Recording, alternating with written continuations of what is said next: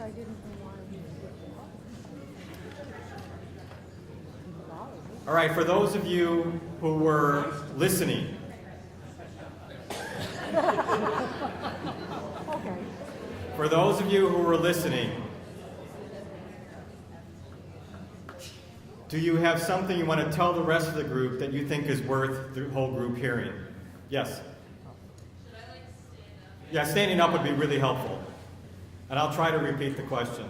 Okay, so you and Abel talked about how you really appreciated the analogy between Islam and Islamic extremists and Christianity and the KKK, because it's like this happens all too often that like crazy people claim my religion, your religion, other religions as their own, and it makes everybody look bad, and it's not good.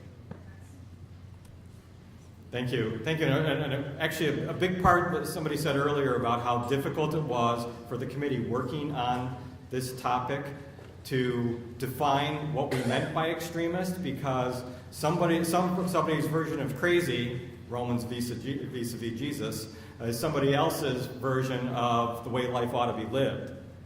So thank you for that. Somebody else, something you heard that bears repeating.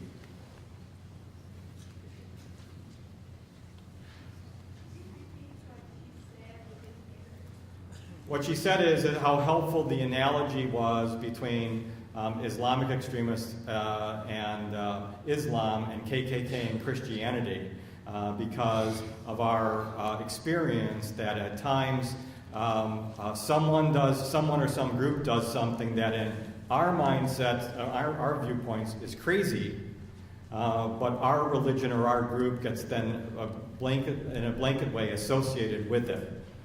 You know, as for instance, just generally, Diana Butler Bass says that the first decade of the 21st century has been absolutely brutal to all forms of organized religion in terms of religious participation. With one of the reasons being, especially amongst those under 30, is that phrase some student wrote, according to Douglas John Hall in Montreal, religion kills, has become generalized, and some of the so-called new atheists who are trying to argue that religion's behind a great deal of the violence in the world, of course ignoring the other side, and religion is also behind some of the most extreme acts of kindness and love you'd ever see. So that's what was said. Yep. Somebody else? Something else you heard bears repeating? Yes, thanks. I think one of the things that impressed me, one of the things we changed was about the term understanding, and that extremism, and particularly the bad parts of extremism, is like a polarized situation. And in order to prevent difficulties, you have to work towards understanding. And understanding just doesn't happen. You have to continue to work on it. It's never ending. Again, we're talking marriage, right? we were talking parent and child. Exactly. And that understanding comes in moments, and then you bring it out as having understood this, and then it changes. There's more to that than what you thought was there, and then it goes across time in moments. Yeah, I'm rereading Reinhold Niebuhr's Children of Light and Children of Darkness, where he talks about the children of light as those in democratic societies who kind of have a everybody can really all get along, all differences can be harmonized kind of point of view, and the children of darkness being more the Thomas Hobbes, it's a war of each against all sort of viewpoint.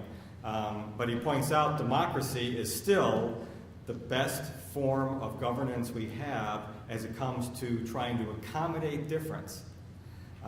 And therefore, this perpetual practice of understanding is absolutely fun, because I might agree with you 9 points out of 10, and that 10 starts to trip us up.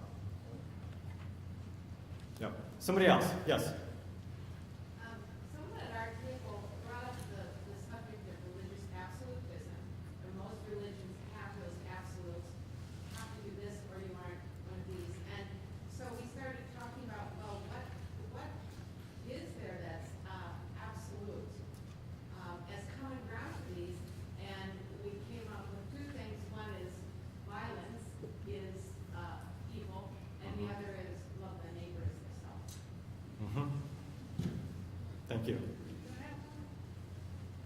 Yes, go ahead. Could you shed a little more light on gender bias in religion? I'm sorry, are you asking that of me?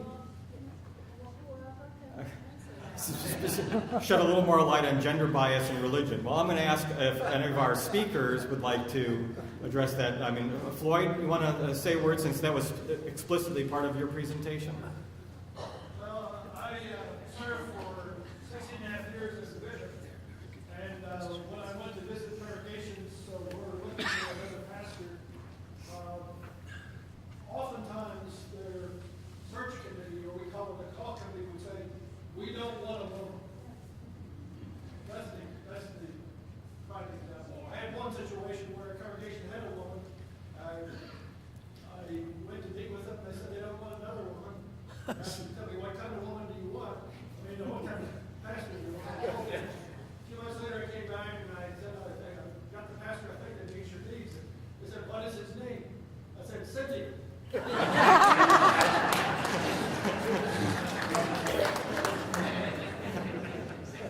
Let's just say at the seminary where I serve, that's a perpetual topic of conversation and argument. A little different question. Go ahead.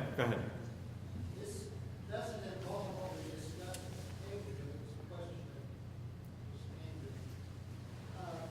Christian writers are very introspective and looking in and criticizing their own religion. In Jewish or Islamic writings, is there anything comparable to, say, Bishop Spong's wife, Christianity must change or not? Is there anything in literature that those two things that would in any way be similar? What I was asking is there any kind of what's the level of self-critical reflection that you might be able to point to, let's say within Islam or within Judaism? He mentioned what's a pretty famous or infamous, depending on what theological perspective you come from, book by an Episcopal bishop on why Christianity must change or die, and a whole lot of what Floyd pointed to as far as the distortions of Christianity, or at least distortions of the way of Jesus, let's at least put it that way, they're expressions of what Christians have done, is in fact what Bishop Spong speaks against, and why Christianity must become a global good citizen, how we must change. Is there anything comparable within Judaism or Islam, I think is that a fair way of restating the question? Yes. Well, from the Muslim perspective, there's a variation of interpretation. It's amazing to see now women's rights, for instance, where Islam probably is now people look at as a religion that is anti-women rights, and you'd see women themselves actually interpreting the Quran in their own way and coming out against those issues from the Quranic perspective. You would see interpretation as rigid in one region of the Muslim world and as liberal in another region of the Muslim world. The idea of extremism, for instance, and the idea of what is happening in some of the countries in the Middle East are very cultural. These are culture norms, they're not religious norms. And you would see people pinpointing that, not only from the pulpit, but through publications and books. And there are those people who actually paid their lives for the interpreting or reinterpreting or reintroducing Islam in a 21st century way. Indeed, you cannot find an old treasure with an old map. There has to be a new methodology and a new interpretation for the 21st century. What is really hard sometimes from the Muslim perspective is the rigidness of the interpretation, of the 7th century interpretation of things. And that's what we call extremism or fundamentalism. I was coming today to Tulsa, and my almighty GPS say, take a left turn. And I could see that the exit is closed. If I was an extremist, I would just go through these barrels. And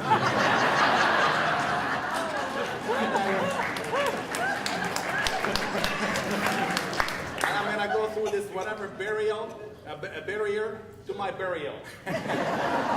Because the bridge was not even there. And then when I end up dead, and I said, I've done it for the sake of God. You see? Or I could say, you know, GPS, I'm gonna take a detour, you know what I'm saying? And eventually get to my destination.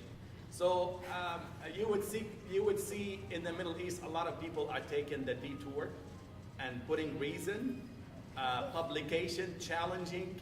They're not challenging, but they're actually saying the interpretation that you have were relevant in 7th century Arabia.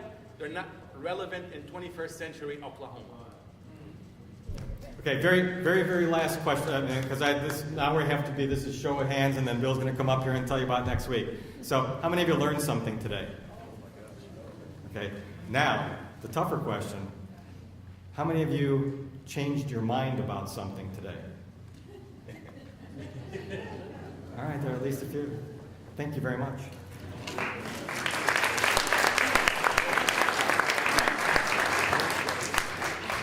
All right, folks, just a few last things. We meet next week at Congregation B'nai Amunah, 17th and Peoria, so really right around the corner.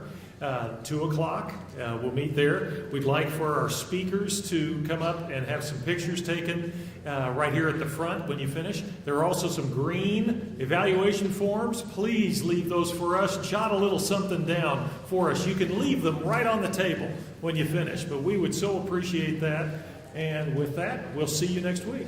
Thank you. But I didn't get a chance to. That's okay. I can save it till next week. That's Interesting session. It's good to meet you.